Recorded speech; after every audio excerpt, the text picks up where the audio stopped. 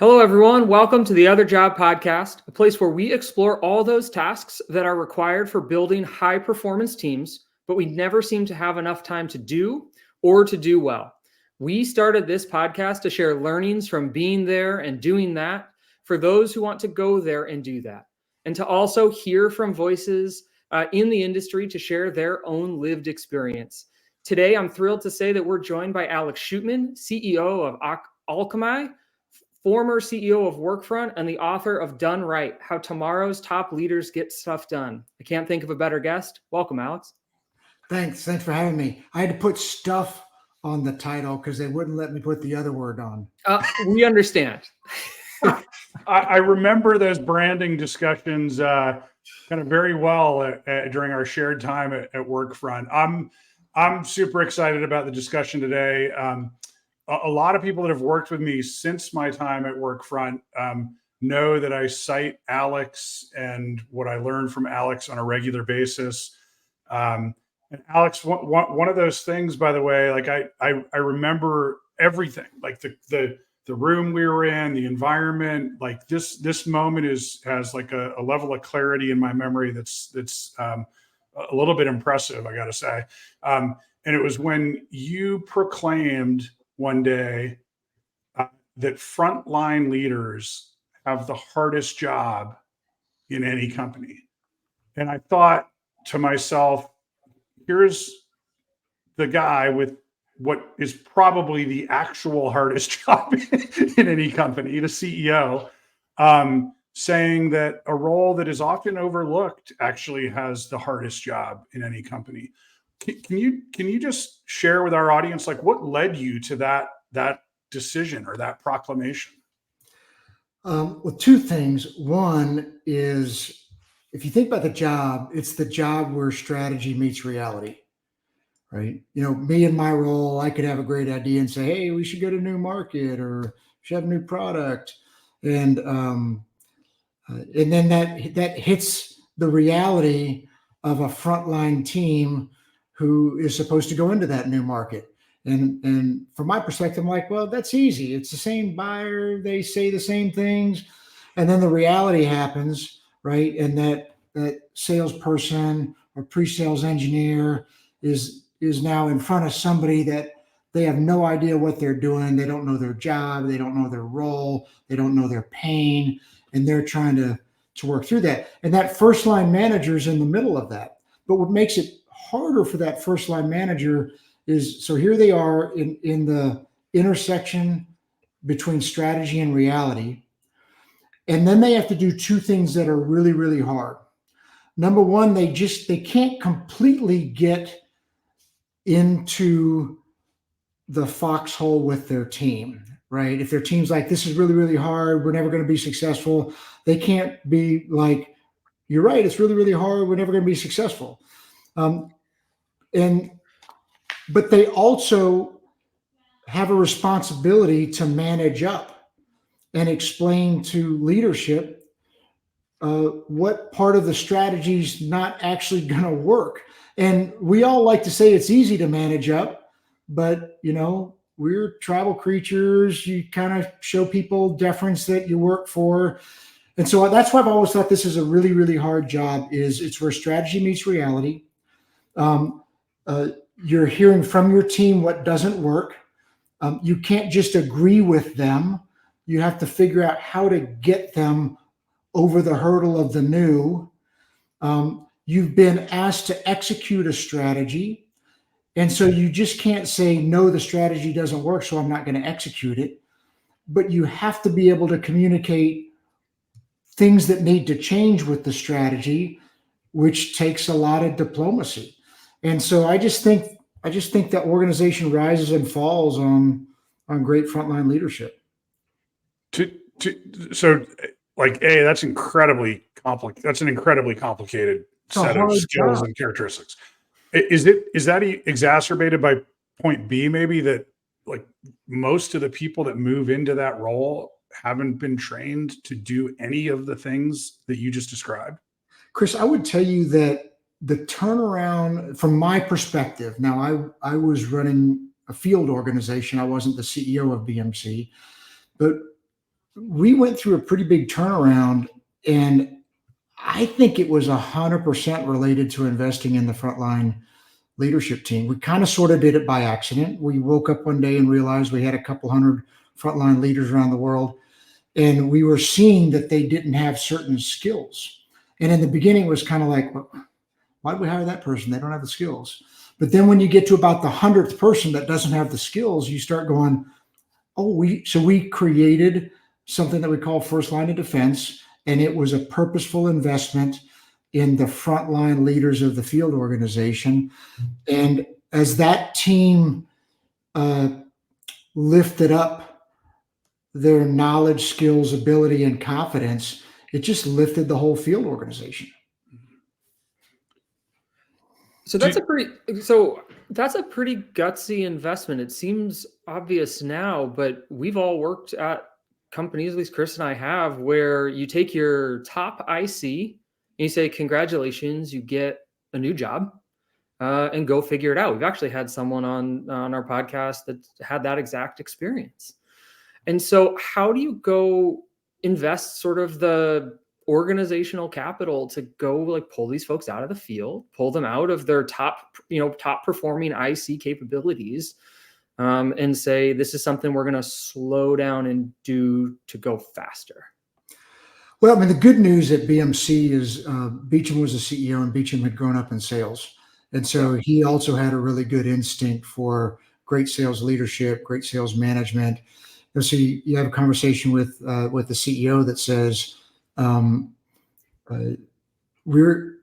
we need great frontline sales leaders. Yes, we do. We don't have great frontline sales leaders. Okay. And we can't go hire 200 brand new great first line sales leaders while we're a public company. And so it really made the most sense, Jeff, to invest in the frontline sales leaders. And it's always been probably one of my favorite things I get to do. And then the second thing that we did, Jeff, and we've continued to do that in every company since then, is we didn't outsource it. So the leadership team taught it. We taught the leadership team how to teach it, and the leadership team taught it, right? So executive leadership and sales taught second line folks how to teach this. And then when you were teaching the first line, the executive leadership team was there to coach the second line on how to teach the first line. Because guess what? If you got to teach something, you really got to learn it. Yeah, that's super interesting, because when we've gotten that training, it's almost exclusively from the outside.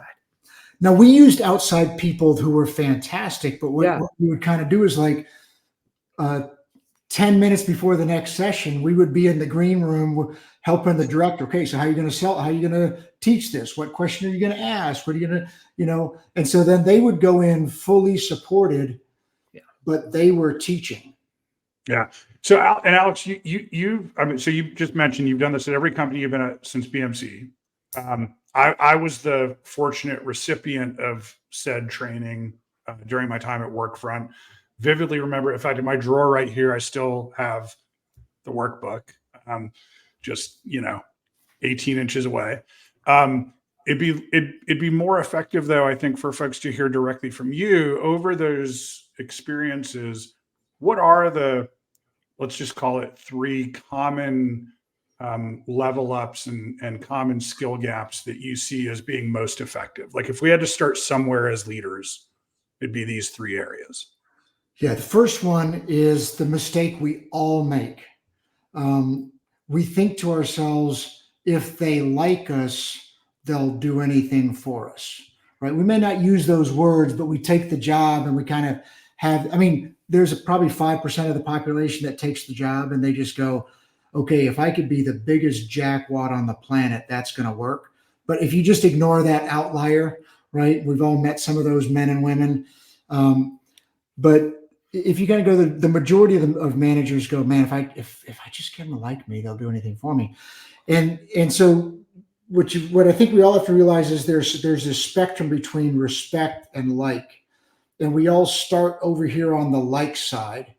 But what we realize sooner or later is our folks don't need to like us. they need to be successful. Now, that doesn't mean that we should be mean and nasty or anything like that. It just means that the first thing that we have to hold as our compass point, if you will, is my job is to help my team be successful. For me to help my team be successful, I'm going to probably ask them to do things that they don't want to do. And I'm probably going to make them do things that they don't want to do. And if I do that and they're successful, maybe one day they'll respect me, right? So I would say that's the big one, Chris, is we all start on the like side, but if you could start on the respect side, not like I demand respect, but you start on maybe the outcome of this is respect, and I'm going to get there by making sure that they can be successful. The second one seems really silly, but it's be available, right? I think too many people kind of like, well, yeah, I don't want to micromanage anything. And so, Chris, you got your territory. Jeff, you got your territory. Just go do your thing, right? And they don't realize that no, you're there to be with your folks in every minute that they need you to be with them, and even minutes that they don't think that you need to be that you need to be with them. Which kind of gets me to the last one, which is and you'll be like, yeah, of course, but it's be a good coach. And how many of us, like, to be a good coach, if you think about it, you have to know what good looks like.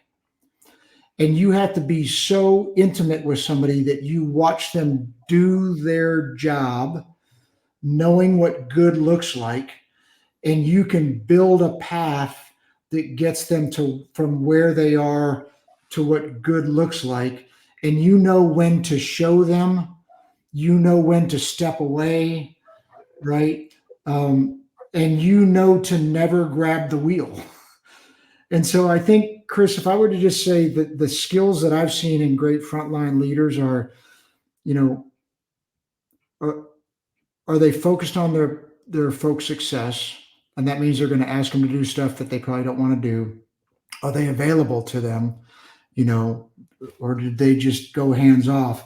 And then are they really being a coach? So Alex, one of the things I was watching an interview you gave a couple of years back talking about that happiness isn't the goal of trying to make your employee happy, and the difference between giving them what they need versus what they want, and giving them what they want is much easier than giving them what they need. Mm-hmm. How does that dovetail into that? Is that about like sometimes giving them the tough coaching about their gaps between where they are and what good looks like, and they're never going to ask for that, but they absolutely need it? Is that what you're talking about here? Yeah. What we've talked about when we've gotten close to folks, and Chris, you probably heard this, is if I'm a leader and it's about you liking me, Jeff, then it's about me. Right. If I'm a leader and it's about me loving you, then I'm going to be willing to have difficult conversations with you, not to tear you down, but to say, hey, Jeff, like when you did that demo, that limbic opening that you started with is not an effective limbic opening. It didn't capture anybody's attention. Half the audience was gone by the time you got into your first act of your demo. And so you have to change that limbic. Now, if I do that from a place of caring, I can do that. It's also from a place like being able to give that specific feedback comes from a place of mastery too, right? Like, what good looks like, what they're trying to accomplish in the gaps. And I think to your second point about those leaders that are hands off, let me go do your thing. I don't think they put themselves in a position to be able to give that coaching you just explained? I don't know, but I think you have to have, if you're going to be a coach, you have to have some mastery skills. Yeah, right. You at least have to have defined what you may not have to be a master yourself. Yeah, like I can't. If I did a demo, it'd be bad, right? But I've been through enough to know what good looks like in a demo and be able to give an observation to somebody of, hey, here's what good looks like. Here's where you are, and let's go do these things, and I'll be with you. Yeah, you have to tell people what good looks like. You have to tell one of the most effective leadership conversations I've ever had was actually just getting in a small huddle room on a whiteboard and telling a seller what good looked like in really specific terms. And this and showing them.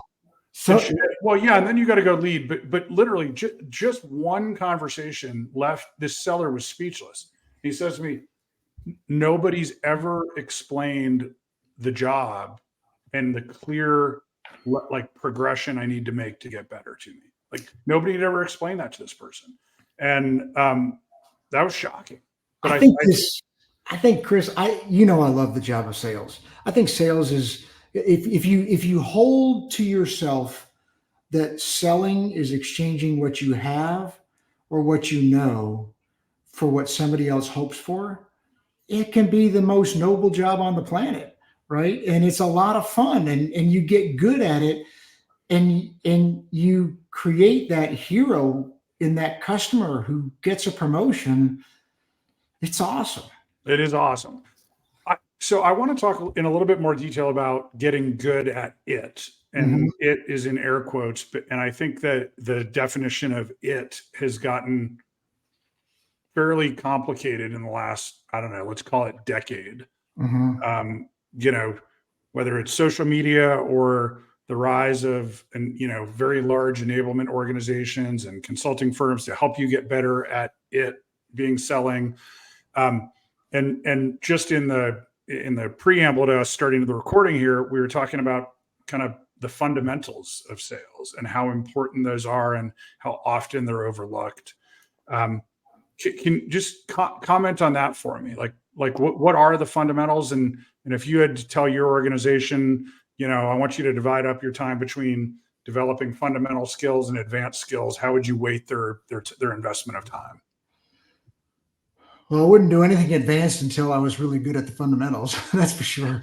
But let's just unpack what I just said for a second. If the job of selling is exchanging what you have or what you know for what somebody else hopes for, if that's the job of selling, well, it starts with, do you understand what they hope for, right? And then if you really unpack that, then it's like, do you really know who your buyer is? Do you really know what they're trying to accomplish? Do you really know what it'll mean to them personally and professionally if they accomplish it? Can you build a relationship with them that is a genuine relationship that's based upon trust, where they'll share with you? So there's a whole set of basic skills that you have to learn what do they hope for, right? Now you have to exchange what you have or what you know. Well, do you know what you have? Like, do you understand, and do you have conviction? Because if you don't believe in what you're selling, hang it up. It's not going to work, right? So there's a whole set of skills that are around, but then the middle part is you have to convey it, right? And the ability to communicate simply what you have and connect it to what they hope for. So, Chris, I could take those three things. What do they hope for? Do you know what you have? Can you communicate it? Like, that's 6 months of work right there. And I wouldn't do anything else if I was a salesperson until now. We can get into pipeline. We can get into all the mechanics, but the best know how to do that. There's a second, so we've talked a little bit about, this concept of doing things right, doing stuff right. I remember a second axis, if you will, on your view of development and leadership, which is getting it done, which is maybe the easier of the two things to understand in a way. But could you just help folks understand the intersection of those two things and how you think about that? Yeah.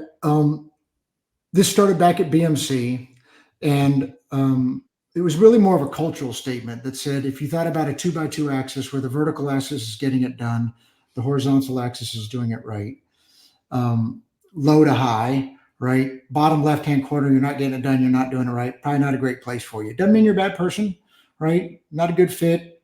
Need to move on. Doing it right, not getting it done. You're made of our stuff, but we're a both and organization. So you do have to hit the numbers, but we're going to coach you because you're made of our stuff. Getting it done, doing it right, you're getting the awards. You're who we're going to have up on stage every single time. Getting it done, not doing it right, we're going to fire you faster than anybody else. Because what happens is, especially in sales, if you make excuses for the top performer, you can never drive the culture that you want. And the hardest decisions you'll ever make is releasing your highest performer because they're not doing, and by the way, when I say not doing things within the values of the company, I'm not talking about lying, cheating, stealing, because that's pretty easy, right? But, is it broken glass everywhere that they go? Is the services team having to clean up behind them? Are there customer sat issues? And if you make excuses for that top performer, it just crushes the soul of everybody else who's trying to do the right thing. And conversely, when people are in an organization where they realize that they can do the right thing and win, they soar, man. They're like, man, because the world's telling them they can't. The world's telling them that they got to cut corners. But all of a sudden they're in a place where they can do the right thing and win. They're like, man, I found home. Yeah, that reminds me. I know having raised two boys and active in sports. One of the common things I've heard like great athletic coaches say is, I will take kids on the team that don't have the skill level to compete, but that are the first guys out of the dugout or off the bench or whatever, grabbing water, lifting their teammates up, et cetera. And I think it's just so crucial to make sure you get that part of it right. Yeah, you can't teach want to. Well said. So, Alex, I think there's a unique opportunity for our audience with you today. And we focus on those people that are the first or second time leaders that aren't getting the perspective that they need to be successful. As a CEO, when you're working with or interacting with a frontline manager, what are the things that when you see here where you're just like, that's the next generation of the company? Like, those are the people we've got to retain. Like, maybe just pull it back just a little bit. Like, what are you thinking when you meet a first time, second time frontline manager? Actually, I have a picture of somebody in my brain right when you said there. I know exactly, and I know who it is. And so, this person is not bound by the definition of their job, right? So they're not, well, I'm in sales, that's the service thing, right? I mean, they clearly want to make a lot of money. They clearly want to be successful, but in pursuit of excellence, they will go wide, right? They're not just, hey, I'm the sales leader. This is my thing.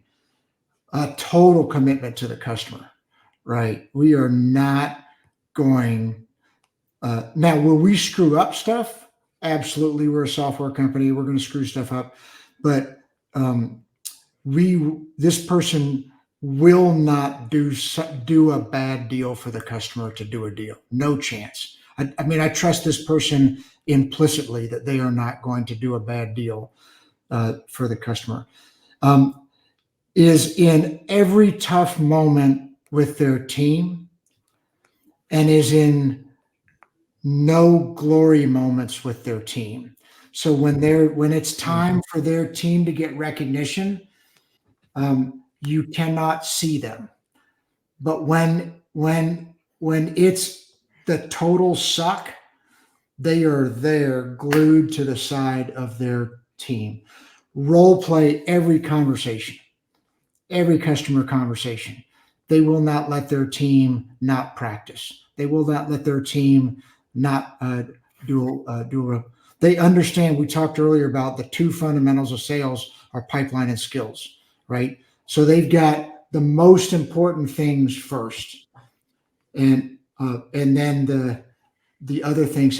They have the ability to speak truth to power, right?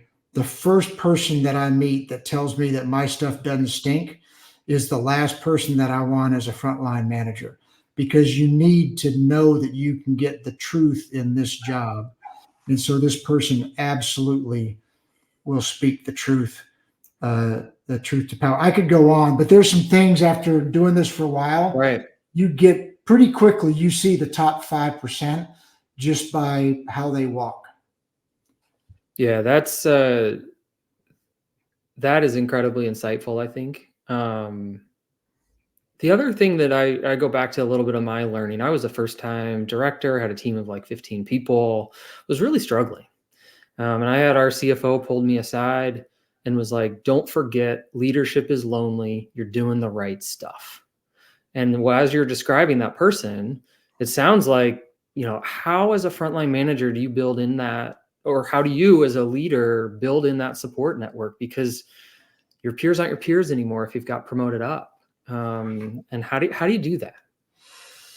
Well, I mean, a couple things. One is you make sure you got a really great chief revenue officer. So, somebody that understands, the job is hard. And so you want people surrounding that frontline manager that respect the job, right? That understand the job and that understand, when to be nose in and hands off, if you will. Like, am I in here supporting this person, but still letting them do their job? And then you support it with the CFO, good CFO. I would call a sales friendly CFO. That doesn't mean they let the sales team know what to do, but and also like general counsel. So our CFO and our general counsel, they understand where revenue comes from, right? So they're sales friendly, general counsel, sales friendly. Doesn't mean that the sales team is going to get what they want, but the CFO is like, okay, how do we build this deal? How's it going to work, right? General counsel, how are we going to get this term across? Great HR team, right? How are we going to hire the right? So you start saying to yourself, does the leadership team understand that there's nothing wrong with any company that a little revenue wouldn't fix, right? So do they understand that you need input before you get output, and that doesn't mean that they like Carl, who's our CRO. He does this great job of not letting the sales team be prima donnas, right? Not letting the sales team say, well, I've done my thing, now you guys do your thing. And so it's this balance between, have we surrounded the sales team with the resources that they need to be successful? But Chris, because Carl, but I'm not going to let you treat the company bad. I'm not going to let you make excuses. I'm not going to let you say that if you just had the right stuff on the truck, you could make your number. We're going to go make our number with what's on the truck. I having worked for Carl, I can attest to the fact that he would not let me be a prima donna. That's very accurate. But he would also insist that every function in the company do what they need to do so that the sales team has a chance to be successful. Yeah. And I don't know if this is telling tales out of school, Alex, but I was when Jeff asked his question about, especially first time frontline leaders being lonely, Carl actually taught me, and I think all of the other leaders at Workfront a really valuable lesson on that note. He broke the myth about my team. Yeah. It's not your team. Can I tell that story? Yeah, sure. Yeah, hats off to Carl, who's a legendary leader in his own right, and taught me this. He said, when you use the phrase "my team," you typically are using it in the context of the group of people that you are the leader of or the manager of. He said that's the wrong definition. He said your team is the group of people in the company that do the same job as you, have the same challenges as you, have the same paths to success as you. He said, the number one piece of advice I give you is to go strengthen that team, because you're going to need them to lean on. And your team, for your team to be, if you think about, if everything's from the perspective of, I want my rep to make a number, right? You need that team for them to make the number. Yep. Right. And it doesn't work to go to them and beat them around the shoulders and say you're a knucklehead, because you have no idea what they're going through. Absolutely right. That brings back such fond memories. Alex, I guess in closing, any, I just love to maybe hear if somebody wanted to because again, like many things in our industry, I feel like there's been some unnecessary overcomplication in the last 5 years. Is there any like parting practical advice, maybe going back to the getting it done, doing it right model, that you'd give a new leader to quickly try and wrap their arms around how to assess their team and get them on a path to development that's practical? And Jeff and I kind of have this standard for the podcast of what advice can we give people that's concrete enough to implement like on Monday? Yeah, I think a couple things. One is focus on the basics, and I would call it the technical part of your job and the leadership part of your job. Let me just take, every job's got a technical part of it, right? That's the competence related to the job. Let me just take sales for a second. If I thought about the competence related to the job, and you've heard me probably say this a million times, Chris, the job of sales is pipeline and skills. If you get that right, it covers up so many other problems. If you don't get that right, it's almost impossible to be successful. So learn the basics of what does great pipeline management look like if you're a first line manager.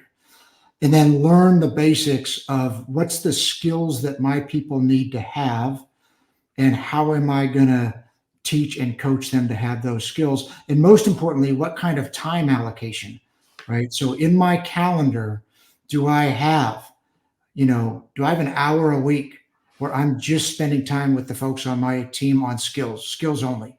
Pipeline. I never have a pipeline meeting and a forecast call, right? Forecast call, nothing good happens in a forecast call, because Chris, you're either going to tell me you closed it or you screwed it up. There's no coaching that happens in a forecast call. All the coaching happens in a pipeline call. So first, I'd say technical and leadership. First part, know the basic, best technical parts. Then leadership, I kind of think it's like 3 things for a first line manager.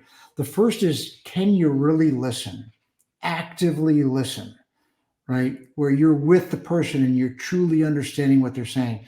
Jeff, what we talked about earlier, can you give direct feedback, caring feedback?